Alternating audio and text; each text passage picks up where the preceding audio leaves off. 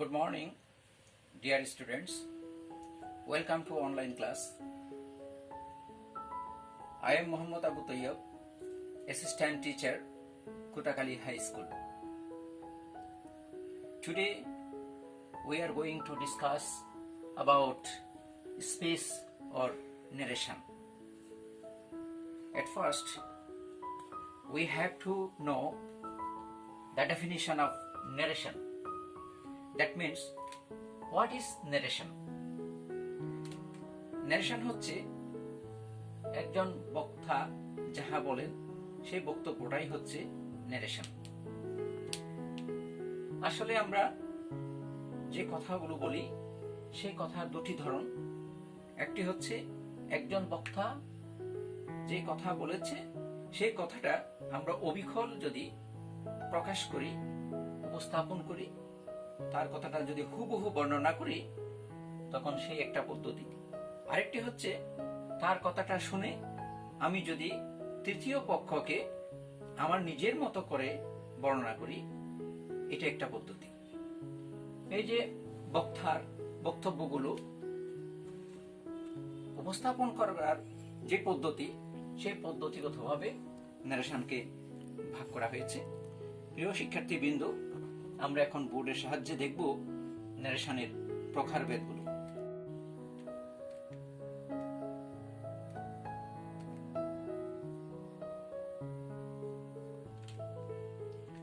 প্রিয় শিক্ষার্থীবৃন্দ, আমরা দেখতে পাচ্ছি ন্যারেশন দু প্রকার, ডাইরেক্ট ন্যারেশন এবং indirect narration. There are two kinds of narration. Number one, direct narration, and another is indirect narration. যখন কোনো বক্তার বক্তব্য হুবহু প্রকাশ করা হয় তখন সেটিকে বলা হয় ডাইরেক্ট ন্যারেশন। আর যখন বক্তার বক্তব্য শুনে নিজের মতো করে বর্ণনা করা হয় তখন সেই বর্ণনাটিকে বলা হয় ইনডাইরেক্ট ন্যারেশন। নিচের এক্সাম্পলটি আমরা লক্ষ্য করি। Hasan said to me, I am ill. Hasan আমাকে বলেছিল আমি অসুস্থ। এই সেন্টেন্সটিতে আমরা লক্ষ্য করছি হাসান said to me, একটি কমা, মি এর পর একটি কমা দেওয়া হয়েছে। I am ill এই সেন্টেন্সটির আগে ইনভার্টেড কমা এবং পরে ইনভার্ট কমা, অর্থাৎ ইনভার্টেড কমার ভিতরে এই সেন্টেন্সটি। তো ডাইরেক্ট ন্যারেশনের দুটো অংশ, একটি হচ্ছে রিপোর্টিং ভার্ব এবং অপরটি হচ্ছে রিপোর্টিং ভার্ব এবং অপরটি হচ্ছে রিপোর্টেড স্পিচ।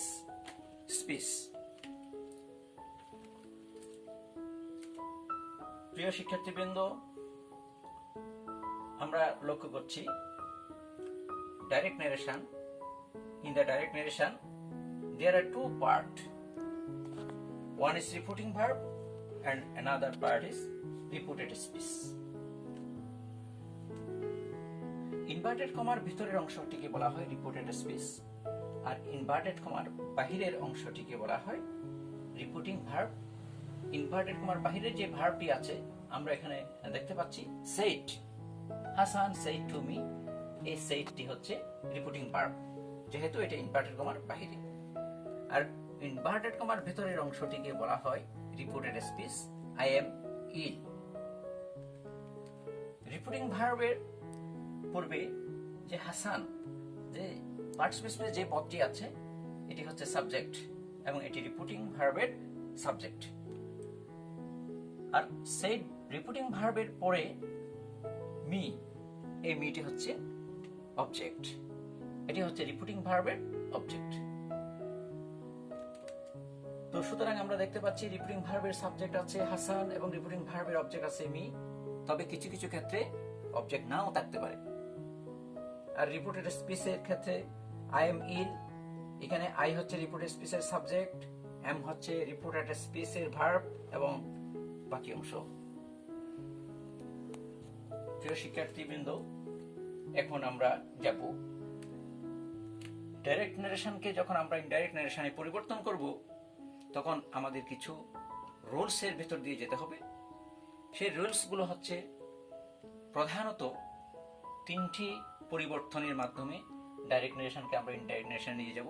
সেই প্রধান যে 3টি পরিবর্তন, সেই পরিবর্তনগুলো হচ্ছে নাম্বার 1 টেন্সের পরিবর্তন, নাম্বার 2 পার্সনের পরিবর্তন, নাম্বার 3 নৈকট্য সূচক শব্দগুলোকে দূরত্ব সূচক শব্দে রূপান্তর করা। আমরা এখন বোর্ডের সাহায্যে সেই পরিবর্তনগুলো দেখব। দেখতে পাচ্ছি নারেশন পরিবর্তনের করতে গেলে প্রথমত 3টি বিষয়ের পরিবর্তন করতে হবে।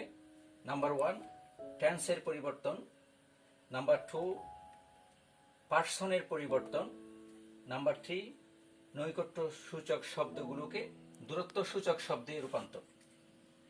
এখন আমরা দেখব টেন্স পরিবর্তনের নিয়মাবলীগুলো। বোর্ডের সাহায্যে আমরা টেন্স পরিবর্তনের নিয়মাবলীগুলো শিখে নেব। প্রিয় শিক্ষার্থী বন্ধুরা, টেন্স পরিবর্তনের নিয়মাবলী।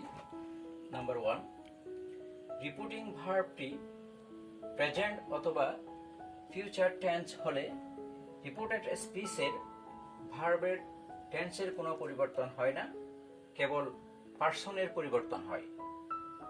For example, Hasan says I am ill. এখানে আমরা দেখতে পাচ্ছি হাসান সেজ এই রিপিটিং ভার্বটি প্রেজেন্ট ফর্ম, আর রিপিটেড স্পিচের যে ভার্বটি দেওয়া হয়েছে এম, আই এম ইল, এখানে এই এম ভার্বটি প্রেজেন্ট টেন্স। সুতরাং রুল অনুযায়ী রিপিটিং ভার্বটি প্রেজেন্ট অথবা ফিউচার টেন্স হলে রিপিটেড স্পিচে ভার্বের টেন্সের কোনো পরিবর্তন হয় না, কেবল পার্সনের পরিবর্তন হয়। আমরা আনসারটি দেখি। Hasan says that he is ill. এখানে আমরা দেখতে পাচ্ছি সেজ প্রেজেন্ট ফর্ম এবং এমটি প্রেজেন্ট ফর্ম, তাই টেন্সের কোনো পরিবর্তন হয় নাই। প্রেজেন্ট রিপিটিং ভার্বটি প্রেজেন্ট টেন্স হওয়ার কারণে রিপিটেড স্পিচের ভার্বটি টেন্সের কোনো পরিবর্তন হয়নি, কেবল পার্সনের পরিবর্তন হয়েছে।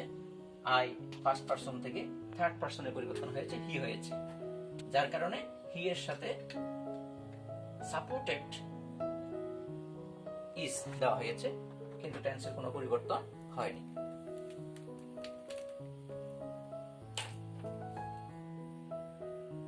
নাম্বার 2, রিপিটিং ভার্বটি পাস্ট টেন্স, কিন্তু repeated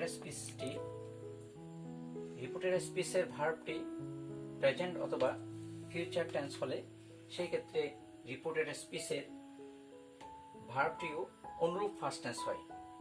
for example, Hasan said I go to school. আমরা আনসারটি লক্ষ্য করি। Hasan said that he went to school. এখানে রিপিটিং ভার্বটি ছিল ফার্স্ট টেন্স সেড, আর রিপিটেড স্পিচের ভার্বটি প্রেজেন্ট টেন্স। সুতরাং এই রুল অনুযায়ী রিপিটিং ভার্বটি যদি ফার্স্ট টেন্স হয় আর রিপিটেড স্পিচের ভার্বটি যদি প্রেজেন্ট অথবা ফিউচার টেন্স হয়, সেই ক্ষেত্রে সেই ভার্বটি অনুরূপ ফার্স্ট টেন্স হবে। অনুরূপ ফার্স্ট টেন্স মানে হচ্ছে গো এর ফার্স্ট টেন্স ওয়েন্ট, খাম থাকলে খেম, রাইট থাকলে রোট। এই ধরনের ফর্মটি প্রেজেন্ট থেকে ফার্স্ট ফর্ম হয়ে যাবে। আমরা এবার দেখব রুল 3, টেন্স পরিবর্তনের 3 নম্বর রুল।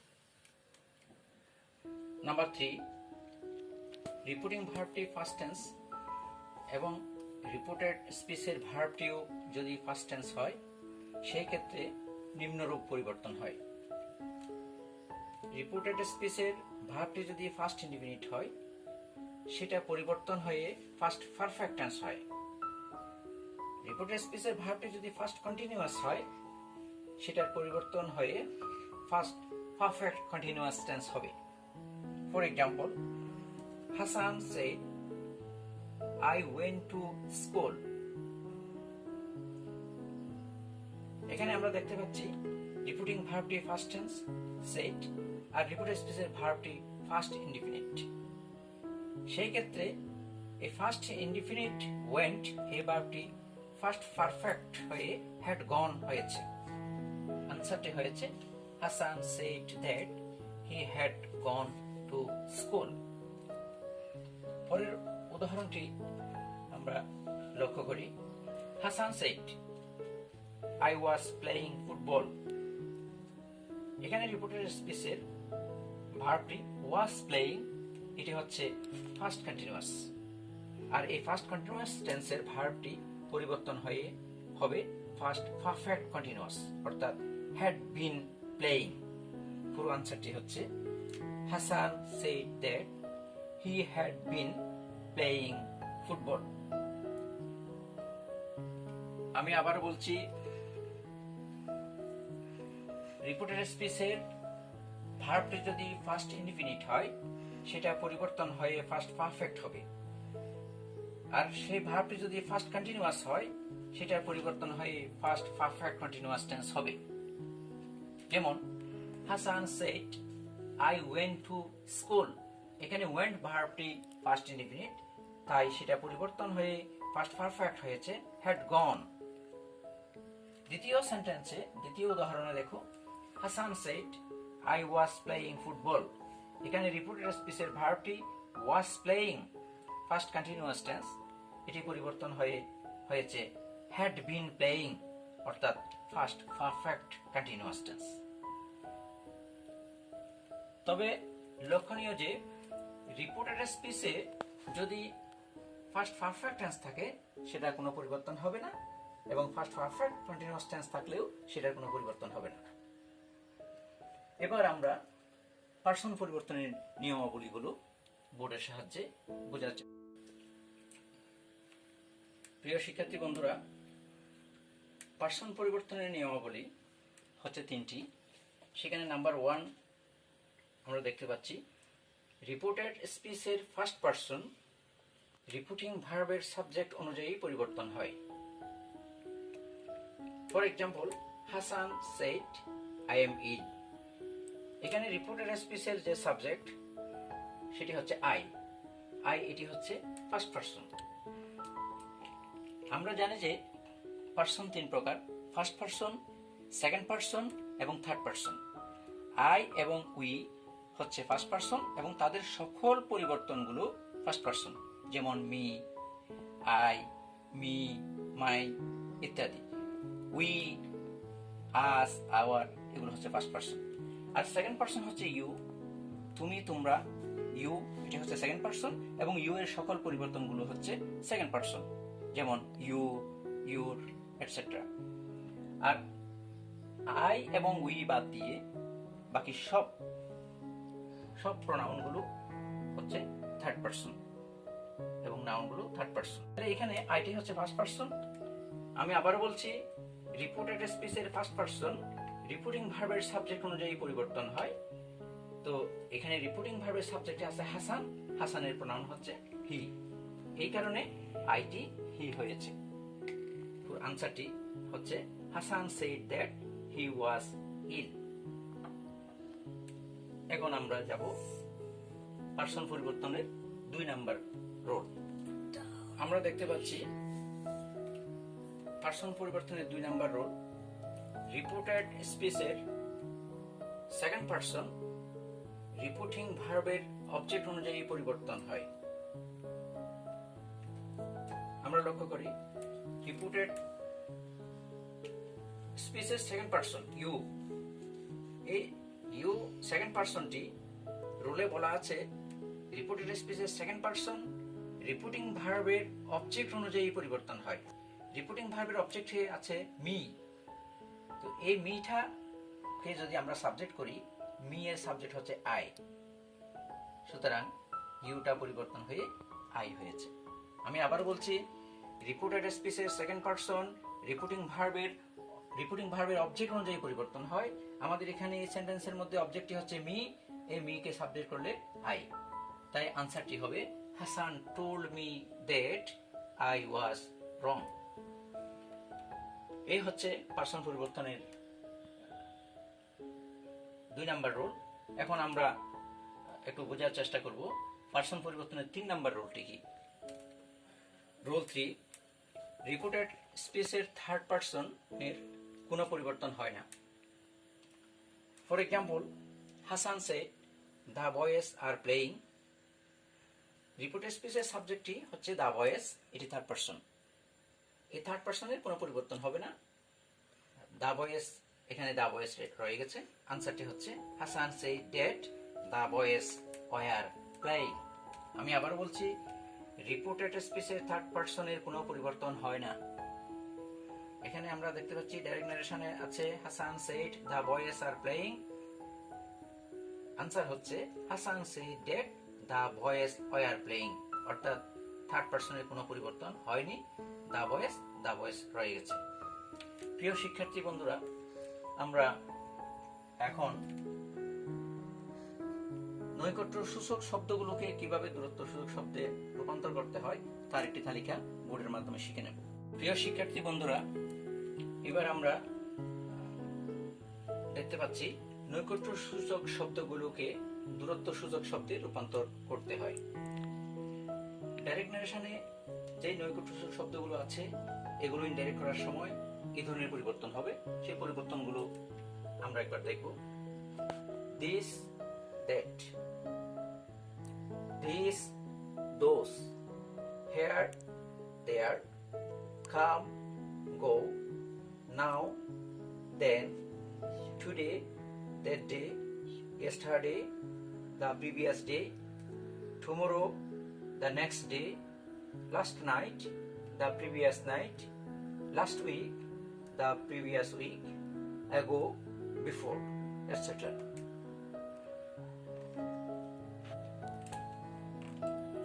প্রিয় শিক্ষার্থী বন্ধুরা, আমরা এতক্ষণ পর্যন্ত যা জানলাম সে হচ্ছে ন্যারেশন পরিবর্তনের ডাইরেক্ট থেকে ইনডাইরেক্ট ন্যারেশনে নিয়ে যাওয়ার জন্য বেসিক্যালি যে পরিবর্তনগুলো 3 ধরনের পরিবর্তন করতে হয়। নাম্বার 1 টেন্সের পরিবর্তন, নাম্বার 2 পার্সনের পরিবর্তন এবং নাম্বার 3 নৈকট্য সূচক শব্দগুলোকে দূরত্ব সূচক শব্দে রূপান্তর করতে হয়। এই পরিবর্তনগুলো আমরা জানলাম। তোমরা বাসায় বেশি বেশি এগুলো পড়ো, মুখস্থ করো, প্র্যাকটিস করো।